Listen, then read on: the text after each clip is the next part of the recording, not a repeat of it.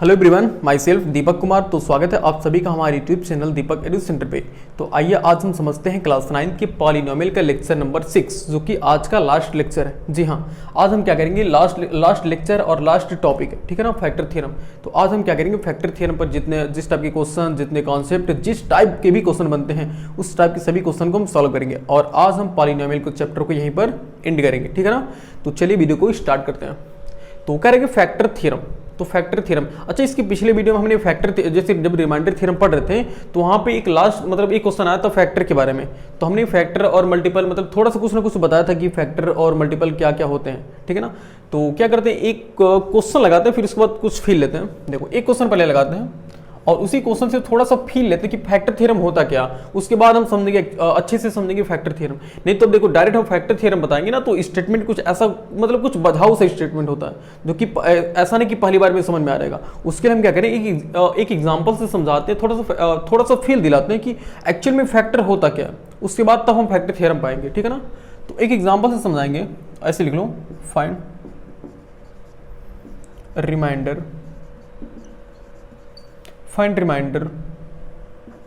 when px equal x square minus 5x plus 6 is divided by x minus 3, gx x minus 3 कर लो ऐसे, इसका भी एक नाम रख लो, gx x minus 3। समझते क्वेश्चन कह क्या रहा है। अब उसके बाद तो हम समझेंगे कि फैक्टर क्या होता है, और उसके बाद फैक्टर समझेंगे कि फैक्टर क्या होता है। तो कह रहे कि find the remainder when px is divided by gx। मतलब कह रहा है कि gx से अगर हम px को डिवाइड करते हैं तो रिमाइंडर कितना आएगा। तो पहली बात तो यह है कि हम क्या रिमाइंडर थ्योरम से लगा सकते हैं ना। बिल्कुल लगाओ, कोई टेंशन नहीं है, रिमाइंडर थ्योरम से लगाओ। तो px इक्वल हमारे पास है, अब कहोगे सर यहाँ पर तो आप फैक्टर थ्योरम पढ़ा रहे हो और पढ़ा रहे हो रिमाइंडर थ्योरम। तो नहीं यार, बस देखो, जो भी जितने भी थ्योरम है, factor theorem, remainder theorem, division algorithm, वो zero of polynomial, zero value of polynomial, वो सभी के सभी एक दूसरे से कोरिलेट है। यानी कि अगर एक समझ में आएगा तभी दूसरा समझ में आएगा, अगर एक नहीं समझ में आएगा तो दूसरा समझ में नहीं आएगा, ठीक है ना। तो ये हालत है। इसलिए फैक्टर थ्योरम को समझने से पहले हमें रिमाइंडर थ्योरम को थोड़ा अच्छे से समझना पड़ेगा। अच्छे से समझने का ये मतलब है कि उसी की हेल्प लेनी पड़ेगी। तो समझते, देखो, gx है x माइनस 3। हमने पढ़ा था कि जब हम रिमाइंडर निकालते हैं तो डिवाइडर को हम जीरो करते हैं ना, तो यहाँ पे gx को जीरो कर लो। तो gx को हम जीरो करेंगे, x माइनस 3 को जीरो, देन x इक्वल कितना आएगा, x इक्वल आ गया 3। अब जैसे ही x इक्वल 3 आता तो यहाँ से हम रिमाइंडर फाइंड कर सकते हैं। यहाँ से हम क्या कर सकते हैं, रिमाइंडर फाइंड कर सकते हैं। और रिमाइंडर होता क्या है, रिमाइंडर एक्चुअल में p और 3 होता है ना, मतलब इसी की वैल्यू तो होती है जो हमारा डिवाइडर को जीरो करने पर जो x की वैल्यू आती है उसी को हम पुट करते हैं पॉलिनोमियल में ना। तो p3 आएगा रिमाइंडर। ओके, सॉल्व करते हैं, रिमाइंडर भी निकालते हैं कितना आएगा, रिमाइंडर देखते हैं, रिमाइंडर भी निकाल के चेक करते हैं कितना आएगा। ओके, देखो p3 मतलब जहाँ x से वहाँ 3 पुट करना है, 3 की पावर 2 माइनस 5 इंटू 3 प्लस 6, तो ये हो गया, और 3 3 या 9, ये हो गया 9 माइनस 5 3 या 15 और प्लस 6, तो 9 और प्लस 6 कितना हो गया, 15 माइनस 15 यानी कितना हो गया, 0। अब रिमाइंडर कितना आ गया, रिमाइंडर आ गया 0। अब बताओ, अब जैसे मतलब ये तो हमारा क्वेश्चन सॉल्व हो गया कि रिमाइंडर 0 आ गया। अब क्वेश्चन में थोड़ा सा समझने की है, क्वेश्चन है क्या एक्चुअल में। एक काम करते हैं ना, इसको लॉन्ग डिवीजन से भी सॉल्व करते हैं। अभी समझो, हम कुछ अच्छा काम कुछ समझा रहे हैं, इसलिए अब ऐसा नहीं कि सर ये बार बार क्या भाई रिमाइंडर 0 इससे भी आएगा, इससे भी आएगा, लेकिन हाँ थोड़ा सा फील समझो भी। देखो यहाँ पर x है, तो क्या हो जाएगा, x स्क्वायर माइनस और 3x, प्लस है तो माइनस कर लो, और माइनस है तो प्लस कर लो, कैंसिल हो गया, और एक माइनस एक प्लस सब्ट्रैक्शन, तो 5 माइनस 3 कितना हो गया, और 2x प्लस 6 माइनस हो गया।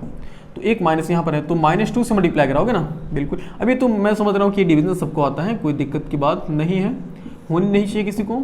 और कैंसिल हो गया, आ गया 0। अब यहाँ भी 0 आ गया, इसका क्या मतलब है।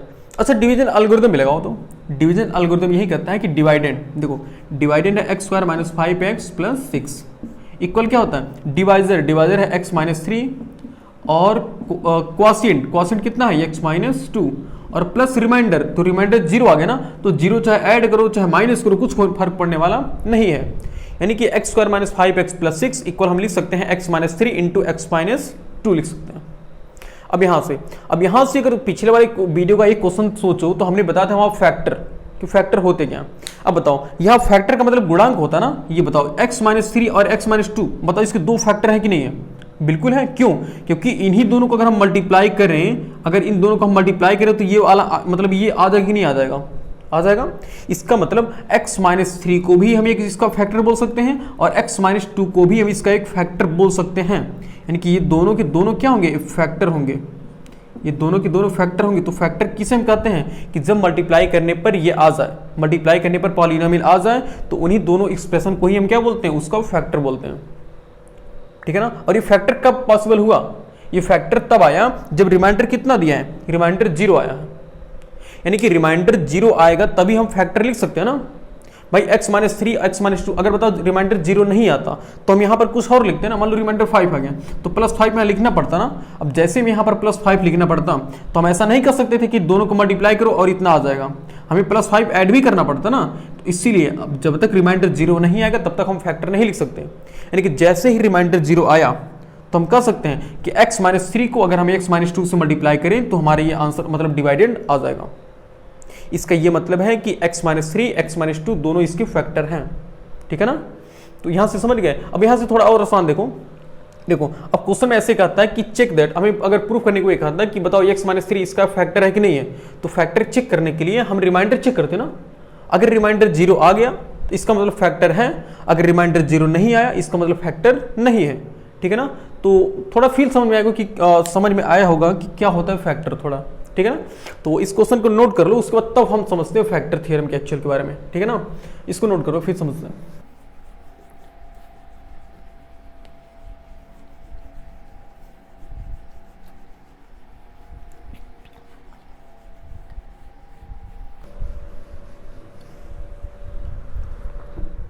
देखिए अब समझते हैं फैक्टर थ्योरम के बारे में। ठीक है ना। तो एक स्टेटमेंट ऐसे लिखते हैं, लेकिन ऐसे लिखते हैं कि let of px be a polynomial, px be a polynomial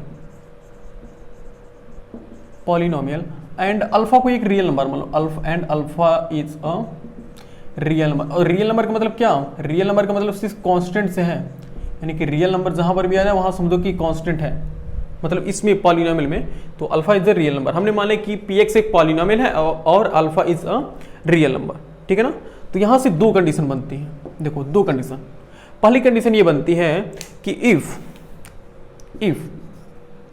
p alpha equal 0। अब ये बताओ, अच्छा बताओ मुझे p अल्फा है क्या?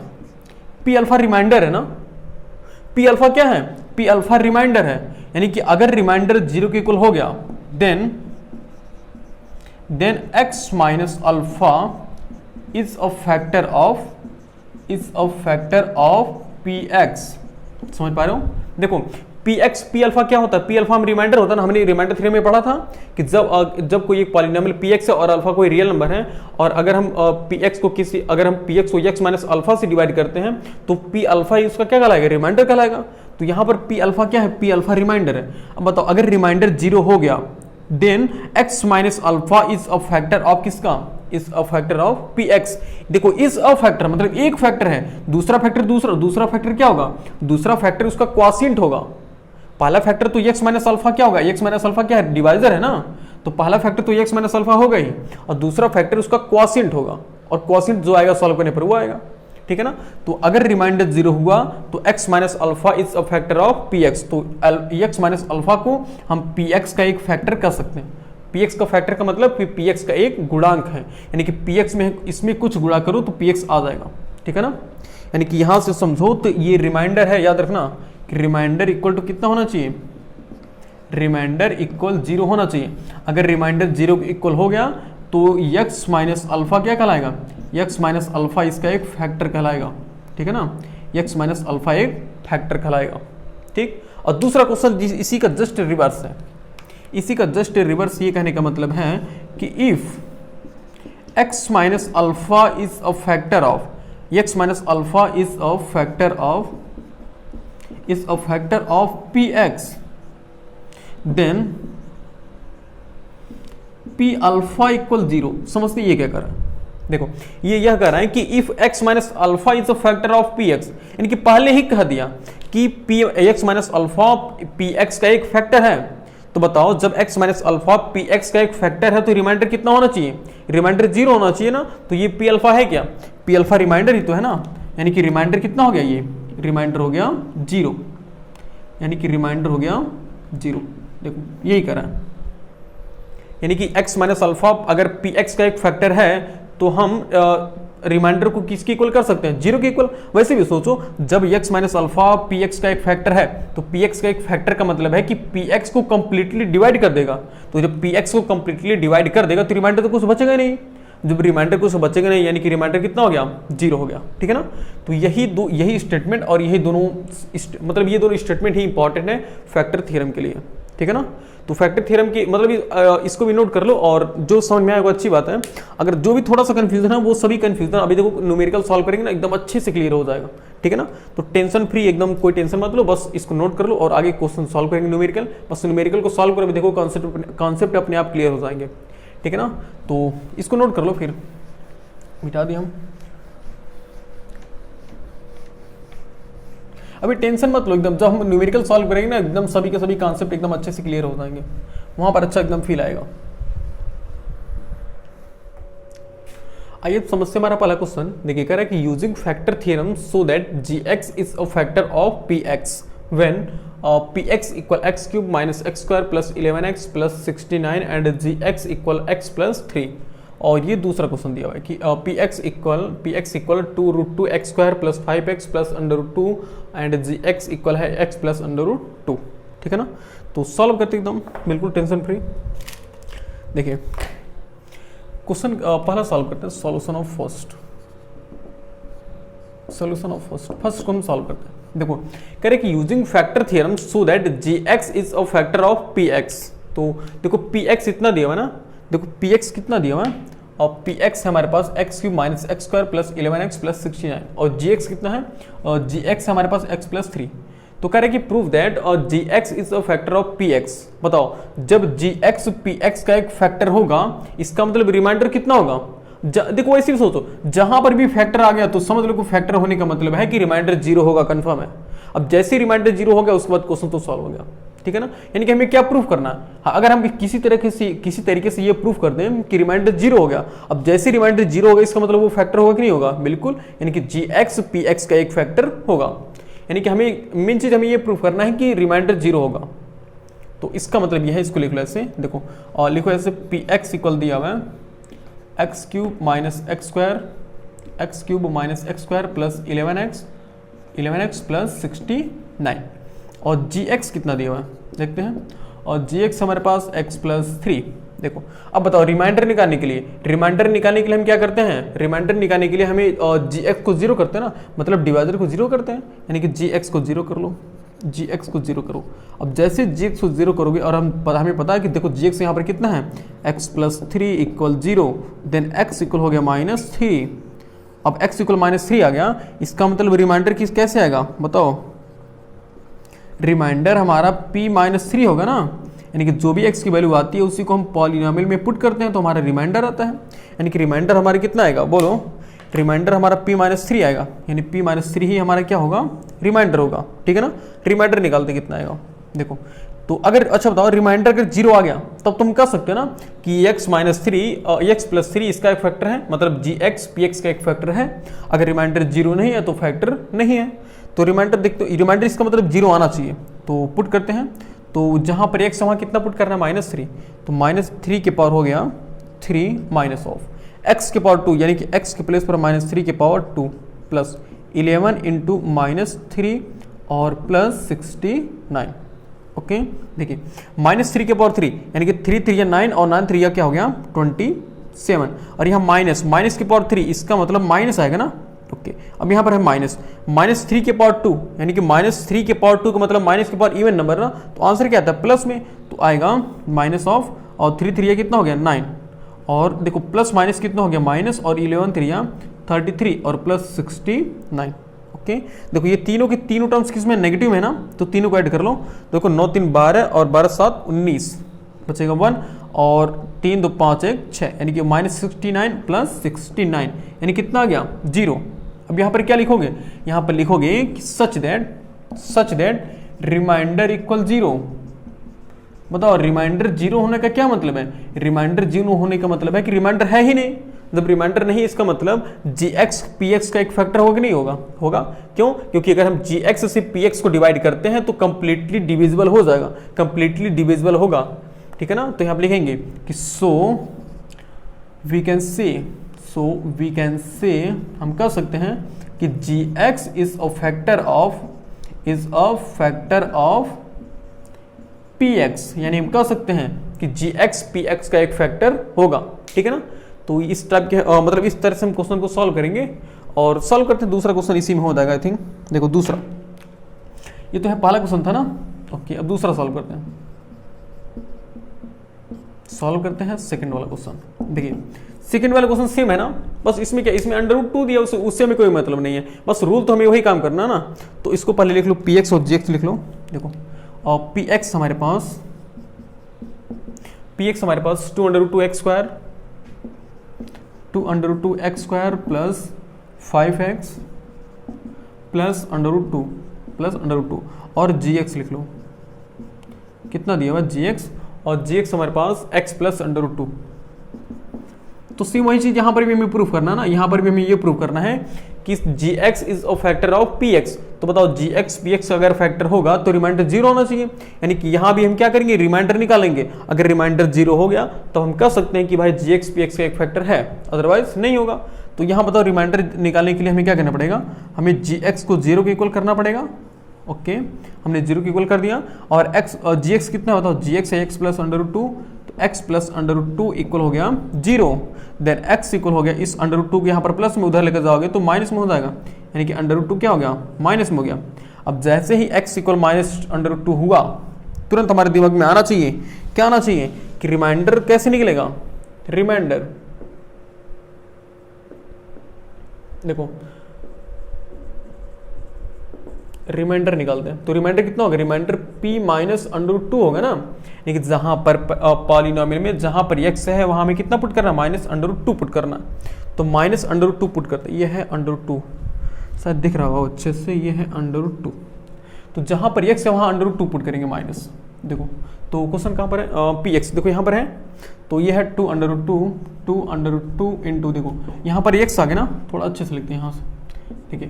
2√2 इंटू माइनस √2 के पावर 3, हाँ 2 के पावर 2 है। देखो हमने कर दिया, जहां पर x वहां हमने कितना माइनस √2 पुट किया ना, और यहाँ पर 5x है तो प्लस 5 इंटू माइनस √2, सही है, ओके। और लास्ट में है प्लस √2, लास्ट में हम लिखते हैं प्लस √2। सॉल्व करते हैं, देखिए तो ये तो हो जाएगा 2√2 ही रहेगा ना, इंटू मतलब माइनस के पावर इवन नंबर, माइनस के पावर 2 है यानी कि प्लस में आएगा ना, ओके। और √2 के पावर 2, देखो √2 के पावर जब 2 करोगे ना तो हम जानते हैं कि अगर स्क्वायर से स्क्वायर रूट क्या होता है, कैंसिल हो जाता है। तो यहाँ से ओनली 2 आ जाएगा, क्या आएगा, ओनली 2 आएगा। अगर नहीं समझ पा रहे तो ऐसे समझ लो, √2 के पावर 2 का मतलब ये होता है कि √2 को 2 बार मल्टीप्लाई कराओ तो ये हो जाएगा √ के अंदर 2 × 2 हो जाएगा ना।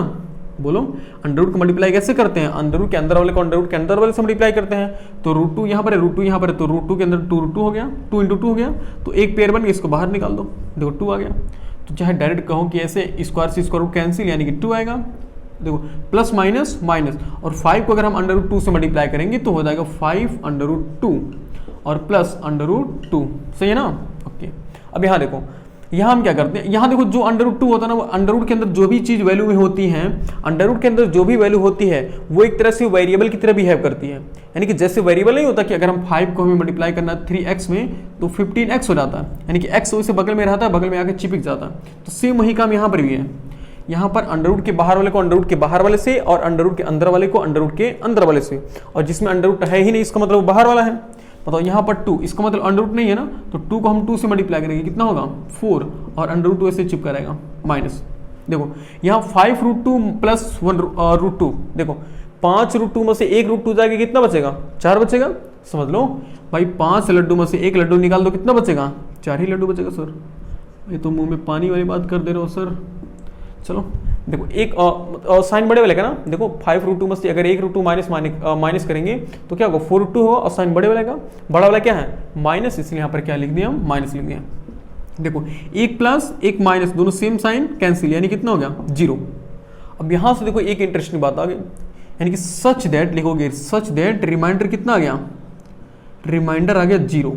अगर रिमाइंडर जीरो आ गया इसका मतलब हम कह सकते हैं कि रिमाइंडर है ही नहीं। रिमाइंडर नहीं है इसका मतलब बताओ, अगर हम gx से इस gx से अगर इसको हम डिवाइड करें तो कंप्लीटली सॉल्व हो जाएगा ना, कंप्लीटली डिवाइड हो जाएगा, कुछ मतलब रिमाइंडर बचेगा ही नहीं। तो हम यहाँ से कह सकते हैं so we can say gx is a factor of px, ठीक है ना। तो देखो कितना क्वेश्चन है, कितना अच्छा क्वेश्चन था। तो समझ में आया ही होगा। तो एक काम कीजिए, इसको नोट कर लिए, फिर इसको मिटाते हैं और अगला क्वेश्चन लाते हैं।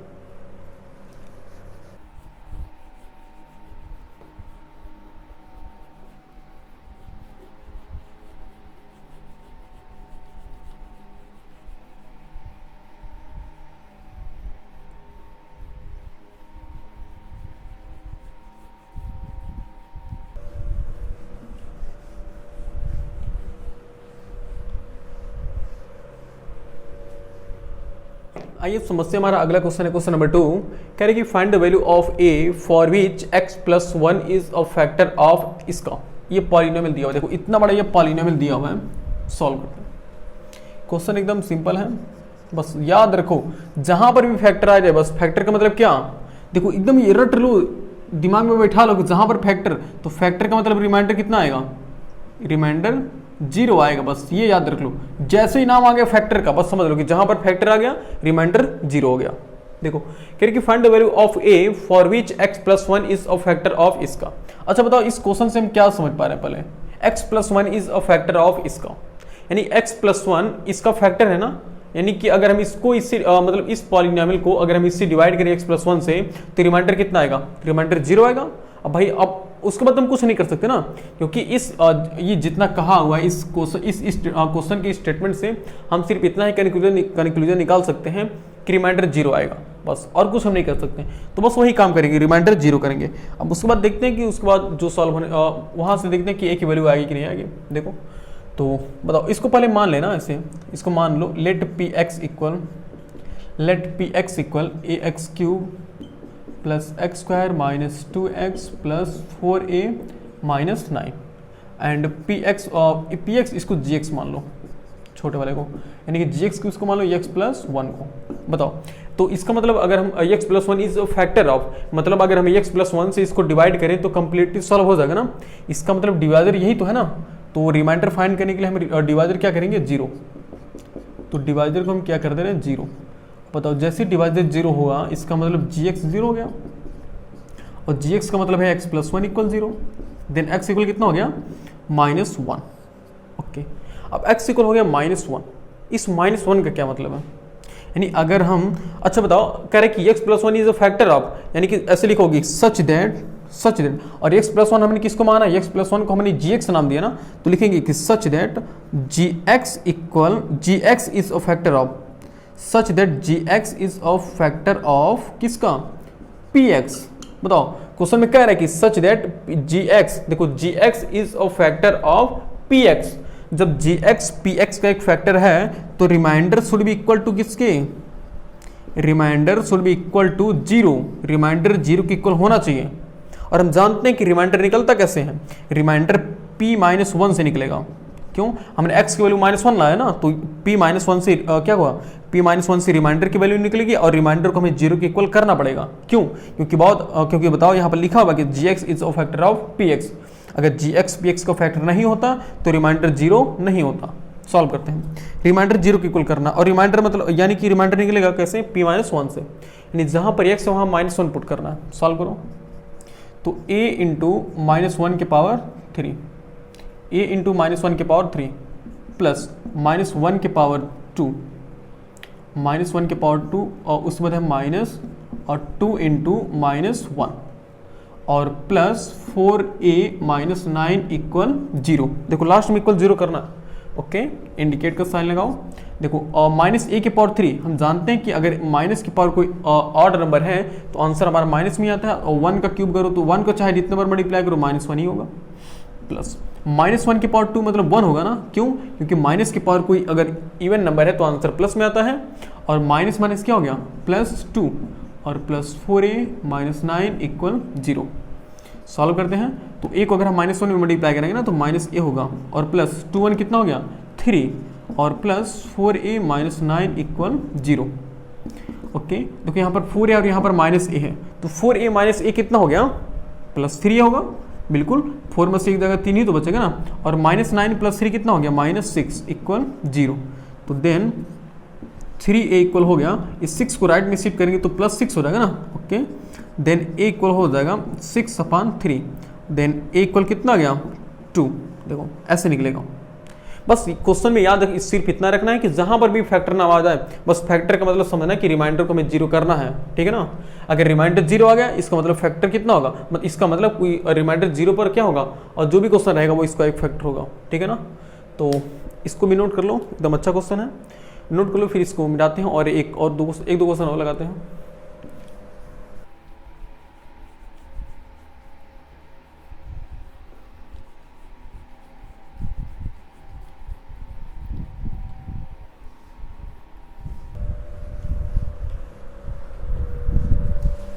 आइए अब समस्या हमारा अगला क्वेश्चन है, क्वेश्चन नंबर 3।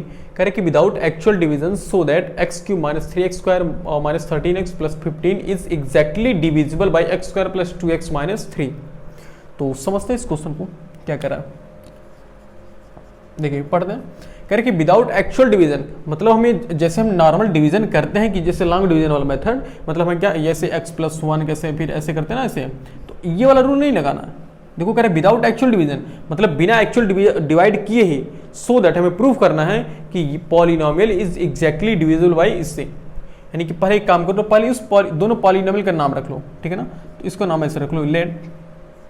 देखो नाम रखने से थोड़ी आसानी होगी ना। अब ऐसे किसी लड़के का नाम मोहन तो इससे आसान होगा ना कि बुलाने में मोहन इधर आओ, तो उससे वही काम है।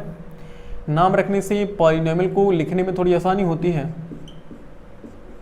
3x + 15, ठीक है ना। और उसके बाद gx हम किसको मान ले रहे हैं, नीचे वाले को, उसके मतलब उसको x² + 2x - 3। देखो क्वेश्चन अब फिर पढ़ते हैं। कह रहे कि सो दैट, इसको तो मतलब क्या है कि लॉन्ग डिवीजन से नहीं करना। सो दैट पॉलिनोमियल मतलब px इज एग्जैक्टली डिविजिबल, देखो px is exactly divisible by इससे, इसका मतलब वो डिवाइजर है ना। यानी कि अगर हमें इसको इस px को अगर हम gx से डिवाइड करें तो एग्जैक्टली डिविजिबल हो जाएगा। अच्छा, एग्जैक्टली डिविजिबल का क्या मतलब है। देखो एग्जैक्टली डिविजिबल का मतलब होता है कि रिमाइंडर क्या बचे, रिमाइंडर कुछ ना हो ना भाई। एग्जैक्टली डिविजिबल, देखो एग्जैक्टली डिविजिबल का ये मतलब है कि पूरा पूरा कट जाए। जब पूरा पूरा कट जाएगा तो रिमाइंडर क्या आएगा, रिमाइंडर कुछ नहीं आएगा। यानी कि रिमाइंडर कितना आना चाहिए, रिमाइंडर 0 आना चाहिए। बस यही तो कह रहा है क्वेश्चन। इसका मतलब ये क्या, देखो इनडायरेक्टली देखा जाए तो ये फैक्टर वाला ही क्वेश्चन है। यानी कि अगर हम किसी तरह ये प्रूफ कर दें कि रिमाइंडर 0 हो गया, अगर रिमाइंडर 0 हो जाएगा इसका मतलब वो एग्जैक्टली डिविजिबल ही तो होगा ना। ओके, तो इसका मतलब हमें रिमाइंडर को 0 करना है, यानी कि रिमाइंडर निकालना पड़ेगा। और रिमाइंडर निकालेंगे कैसे, रिमाइंडर हम डिवाइजर को 0 करते हैं ना, यानी कि gx को हमें 0 करना पड़ेगा। gx को हम 0 करेंगे और gx हमारे पास x² + 2x - 3 इक्वल 0। अब यहाँ से x की वैल्यू निकालना थोड़ी चैलेंज की बात है। अच्छा ये सोचो ये किस टाइप का क्वेश्चन इक्वेशन है, ये क्वाड्रेटिक ट्राइनोमियल है ना। क्वाड्रेटिक ट्राइनोमियल सॉल्व करते हैं। देखो x² + 2x - 3 इक्वल 0, यह है क्वाड्रेटिक ट्राइनोमियल। देखो डिग्री 2 होने की वजह से क्वाड्रेटिक, और इसमें 1 2 3 टर्म्स होने की वजह से ट्राइनोमियल, ठीक है ना। तो रूल ये देखो, क्वाड्रेटिक ट्राइनोमियल को सॉल्व करने का ये रूल होता है कि फर्स्ट टर्म और थर्ड टर्म इन दोनों टर्म्स को मल्टीप्लाई कर लो। तो x² को -3 से मल्टीप्लाई करेंगे तो -3x⁴ हो जाएगा। अब इस बीच वालों को हमें ऐसा सेट करना होता है ना कि मल्टीप्लाई करने पर ऊपर वाला आ जाए और ऐड या सब्ट्रैक्ट करने पर नीचे वाला आ जाए। तो क्या हम इसको 3x और x में लिख सकते हैं, हाँ 3 × 1 3 और 3 - 1 कितना हो गया 2। अब प्रॉब्लम होती है साइन की, हमें साइन यहाँ प्लस चाहिए। इसका मतलब इन दोनों में से कौन प्लस होना चाहिए, बड़ा वाला ना, क्योंकि साइन बड़े वाले का ही लिया जाता है, तो यहाँ प्लस होना चाहिए और ये हो गया माइनस। यानी अब सही हो गया। देखो प्लस माइनस माइनस और 3 × 1 3 और 3x में से -x और 3x में से 1x माइनस करेंगे तो 2x आ जाएगा। सही है। यानी कि अब यहाँ से x की वैल्यू निकाल दो, तो x² + 3x - x और -3 इक्वल 0। ऐसे पेयर बनाओ तो इसमें से कॉमन है x, बचेगा क्या x + 3, और इसमें से -1 कॉमन है, बचेगा x + 3 इक्वल 0। अब इन दोनों में से क्या कॉमन है, इन दोनों में से x प्लस 3 कॉमन है ना, x प्लस 3 कॉमन कर लो, क्या होगा x माइनस 1 इक्वल 0। अब क्वाड्रेटिक इक्वेशन को हम सॉल्व करना जानते हैं, उसे समझ लो। देखो यहाँ पर देखो दो टर्म्स आ गए ना, एक टर्म्स यहाँ से लेकर यहाँ तक, दूसरा टर्म्स यहाँ से यहाँ तक। अब इसका ये मतलब है कि दो टर्म्स का मल्टीप्लीकेशन 0, ये तो अजीब बात कर रहा है, दो टर्म्स का मल्टीप्लीकेशन 0। क्या ये पॉसिबल है? क्या ये पॉसिबल है कि दो टर्म्स का मल्टीप्लीकेशन 0 हो सकता है? ये एक ही कंडीशन में पॉसिबल है, या तो ये 0 हो या तो ये 0, मतलब दोनों में से कोई एक 0 होना चाहिए। ऐसा नहीं कि दोनों 0 नहीं है, अगर दोनों के दोनों 0 तो नहीं होंगे, 0 नहीं होंगे तो जिंदगी भर मल्टीप्लाई कराते रह जाओगे, सोचते रह जाओगे, कभी भी दो टर्म्स का मल्टीप्लीकेशन 0 नहीं आ सकता। दो टर्म्स का मल्टीप्लीकेशन 0 तभी आएगा या तो ये वाला टर्म्स 0 हो या तो ये वाला टर्म्स 0 हो। तो इसीलिए यहाँ पर लिखते हैं कि if x minus 3 equal 0, x plus 3 है, इफ x प्लस 3 इक्वल 0 हम करते हैं तो देन x इक्वल माइनस 3 आता है। और एक बार करते हैं इफ दूसरे वाले को, इफ x माइनस 1 इक्वल 0, हमें पता नहीं कौन 0 है ना, इसलिए हम दोनों को 0 को इक्वल करते हैं, देन x इक्वल आ गया 1। ओके, अब बताओ, अब यहाँ तो सर x की दो वैल्यू आ गई, एक माइनस 3 और दूसरा कितना आ गया 1, तो रिमाइंडर तो 2 निकल जाएगा, एक माइनस 3 से भी निकलेगा और एक प्लस 1 से भी निकलेगा, तो दोनों सही है। अब तुम रिमाइंडर चाहे इससे निकालो चाहे रिमाइंडर इससे निकालो, दोनों के लिए सही है। तो रिमाइंडर तो बताओ, पहले रिमाइंडर निकालो, तो रिमाइंडर निकाल ही लेते हैं। अगर रिमाइंडर 0 आ गया तो प्रूफ हो जाएगा ना, और रिमाइंडर कितना होगा, रिमाइंडर चाहे p माइनस 3 निकालो और p1 निकालो, दोनों के लिए सही है। यानी चाहे रिमाइंडर p माइनस 3 से निकालो चाहे p1 से निकालो, दोनों से सही है। क्यों? क्योंकि दोनों ही x की वैल्यू है ना, देखो x की दो वैल्यू निकली है, तो जो भी चाहो निकालो। तो हम 0 को 1 वाला हटा देते हैं, तुम चाहो तो 1 वाला निकाल सकते हो, कोई दिक्कत नहीं है, 1 वाला भी निकाल देना, p माइनस 3, तो जहां पर x है वहां माइनस 3 पुट करना। देखो हमारे रियल वाला इक्वेशन px यही तो है ना, डिवाइडेंड वाला, यानी कि माइनस 3 की पावर 3, माइनस 3 की पावर 3, माइनस 3 इंटू माइनस 3 की power 2 minus 13 into minus 3 plus 15, ये हो गया। सॉल्व करते हैं, माइनस 3 की पावर 3, माइनस की पावर ऑड नंबर, तो आंसर क्या माइनस में आएगा, और 3 की पावर 3 का मतलब 27, 3 3 9 3 27, और यहाँ देखो माइनस, यहाँ माइनस हो गया, माइनस की पावर इवन नंबर, आंसर क्या आएगा प्लस में आएगा, 3 3 9 और 9 3 27, और देखो ये माइनस ये प्लस है तो क्या होगा, माइनस माइनस प्लस हो जाएगा ना, और 13 3 39 प्लस 15, देखो ये दोनों ऐड हो जाएंगे ना, तो 27 गुना क्या हो जाएगा 54, यानी कि माइनस 54 हो गया। और इन दोनों को ऐड कर लो तो ये भी होगा कितना 54 होगा, एक प्लस एक माइनस दूसरा प्लस, दोनों सेम है, कैंसिल हो जाएंगे, यानी कितना हो गया 0। अब देखो यहाँ रिमाइंडर कितना आ गया, रिमाइंडर 0 आ गया, रिमाइंडर इक्वल 0। अब जैसे ही रिमाइंडर आया तो हम क्या लिखेंगे, यहाँ पर लिखेंगे कि such that reminder equal 0, such that reminder equal 0। जैसे ही रिमाइंडर 0 आया उसके बाद हम कह सकते हैं, यहाँ पर लिख लो कि सो वी कैन सी, हम कह सकते हैं we can see gx is exactly, gx यानी px, so we can say px is exactly divisible by किससे, डिविजिबल बाई gx, सही है ना। So we can say px is exactly divisible by gx, तो हम कह सकते हैं कि px यानी कि ये वाला टर्म्स और इस वाले टर्म से एग्जैक्टली डिविजिबल है, यानी कि हम अगर डिवाइड करें तो कंप्लीटली सॉल्व हो जाएगा, पूरा कट जाएगा, ठीक है ना। तो ये इस क्वेश्चन का प्रूफ था, और इसको भी नोट कर लीजिए। तो उसके बाद आई थिंक एक क्वेश्चन और सॉल्व करते हैं, हाँ एक क्वेश्चन और सॉल्व करेंगे, उसके बाद वीडियो को बंद कर देंगे, तो नोट कर लीजिए इसका।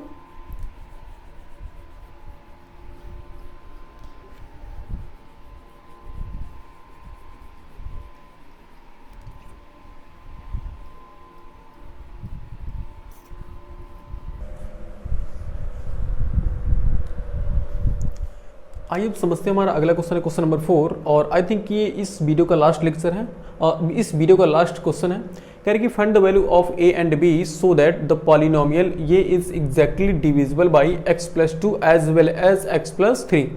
देखो क्वेश्चन पढ़ते हैं क्या कर रहा है, एकदम खूब अच्छे से पढ़ेंगे क्वेश्चन क्या कह रहा है। देखिए कह रहे कि find the value of a and b, मतलब a और b की हमें वैल्यू फाइंड करनी है ना, उसके बाद कह रहे हैं सो दैट, इस प्रकार पॉलिनोमियल ये polynomial is exactly divisible by x plus 2 as well as x plus 3, मतलब वो वाला देखो वो पॉलिनोमियल x+2 से भी डिविजिबल है और x+3 से भी डिविजिबल है, वो भी एग्जैक्टली डिविजिबल है।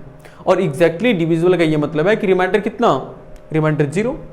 यानी कि यहाँ पर दो कंडीशन है ना, यानी कह रहा है कि एक बार अगर चाहो तो अगर x+2 से डिवाइड करोगे तभी भी कैंसिल हो जाएगा, अगर हम x+3 से उसको डिवाइड करें तभी भी एग्जैक्टली डिवाइड हो जाएगा। यानी कि यहाँ से दो कंडीशन बन सकते हैं ना, कंडीशन फर्स्ट ऐसे लिख लो, कंडीशन फर्स्ट, कंडीशन लिखो चाहे केस लिखो बात सेम है, और कंडीशन सेकंड लिखते हैं, कंडीशन सेकंड। देखो फर्स्ट कंडीशन में कह रहा है, देखो फर्स्ट कंडीशन में कह रहा है कि अगर x+2 से डिवाइड करें तो भी एग्जैक्टली डिविजिबल है। इसका मतलब ऐसे मान लो, लेट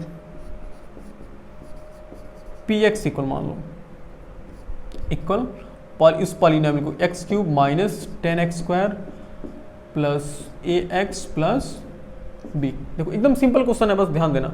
और इसको gx मान लो, किसको, x+2 वाले को, क्योंकि देखो पहले कंडीशन में x+2 वाले के लिए कहा है ना, और दूसरे कंडीशन में क्या कहा, देखो दूसरे कंडीशन में x+3 को कहा है ना, तो इसके लिए भी पॉलिनोमियल तो सेम ही रहेगा ना, बिल्कुल पॉलिनोमियल में कोई डिफरेंस नहीं है। x³ minus 10x² plus ax plus b। देखो पॉलिनोमियल में कोई डिफरेंस नहीं, इसलिए हमने दोनों को px नाम दिया, ठीक है ना।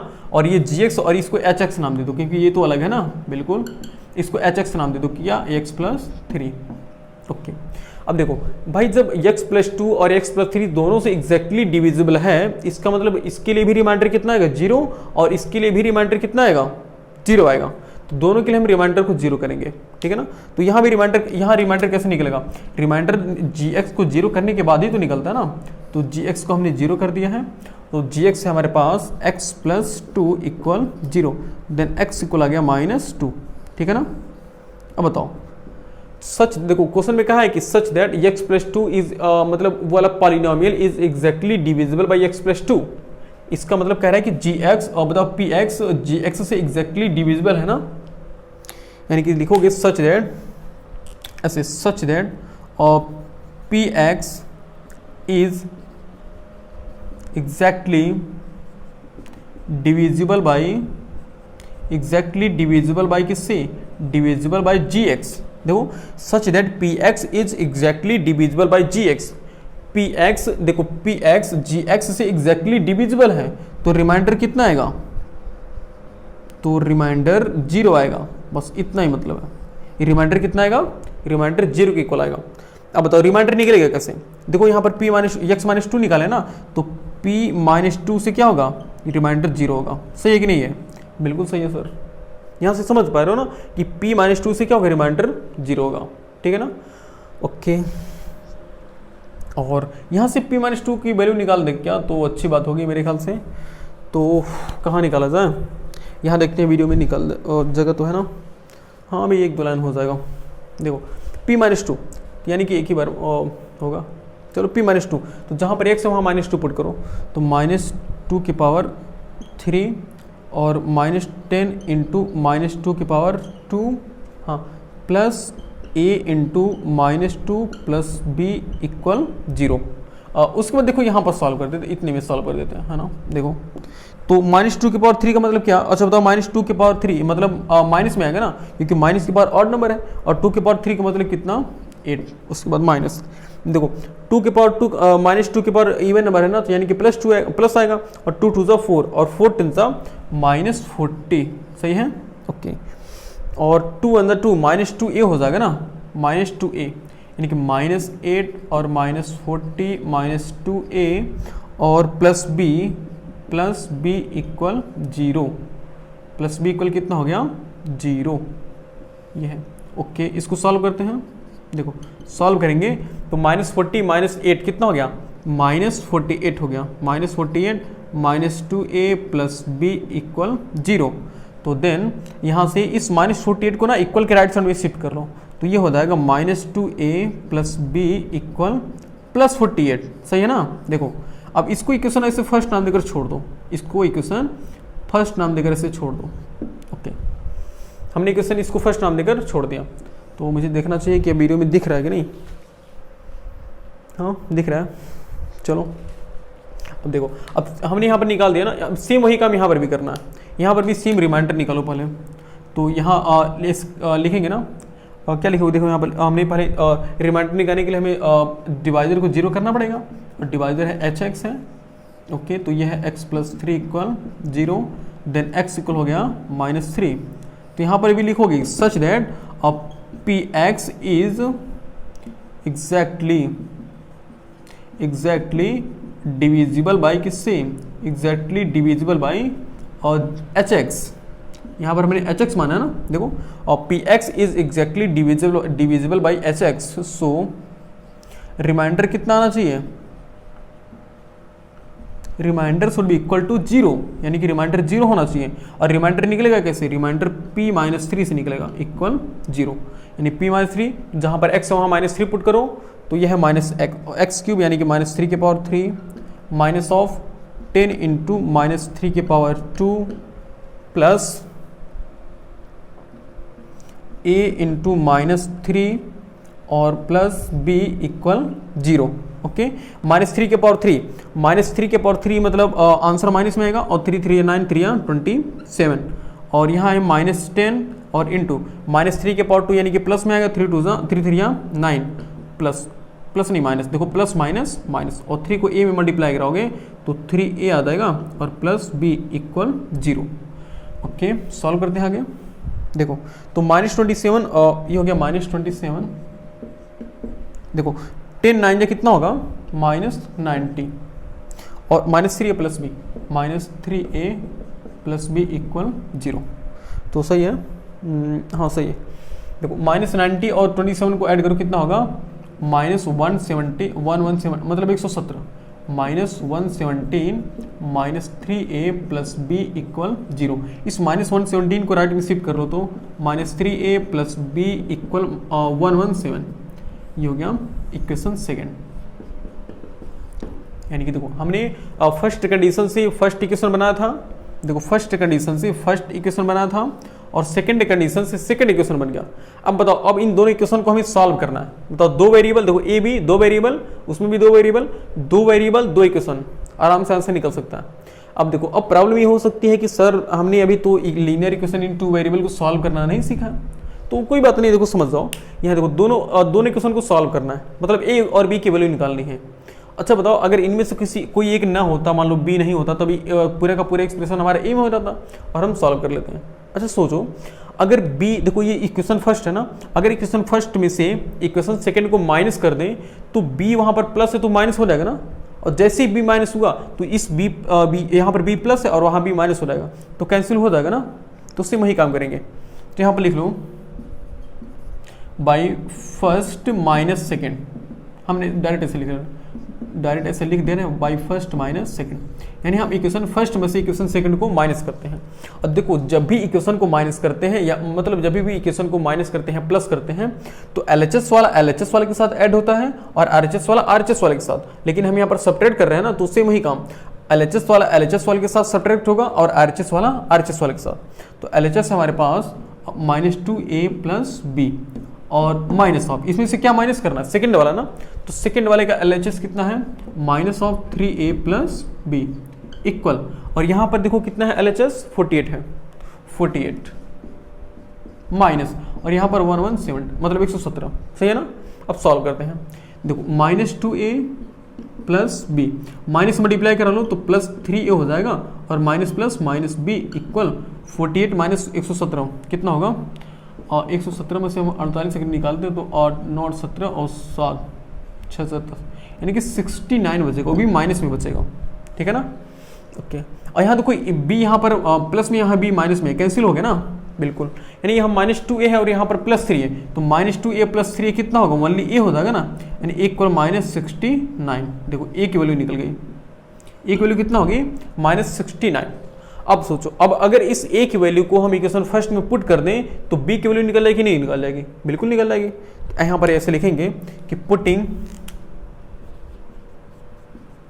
Putting a equal -69, putting a equal -69 in equation first, यानी इक्वेशन फर्स्ट में हम a इक्वल -69 पुट कर रहे हैं, ठीक है ना, a इक्वल हम -69 पुट कर रहे हैं, पुट करते हैं देखिए एक पहला इक्वेशन हमारे पास ये है -2a + b = 48। ओके, तो जहाँ पर a है वहाँ -69 पुट करना है, तो -2 × -69 और प्लस b = 48। ओके, तो माइनस माइनस क्या हो गया प्लस, और 2 और 9 = 18 और 2 6 = 12 130, सही है, और प्लस b = 48, यानी b इक्वल हो गया 48 - 138, यानी b इक्वल हो गया, माइनस कर लो तो 880 होगा, और ये हो गया 90, यानी कि -90।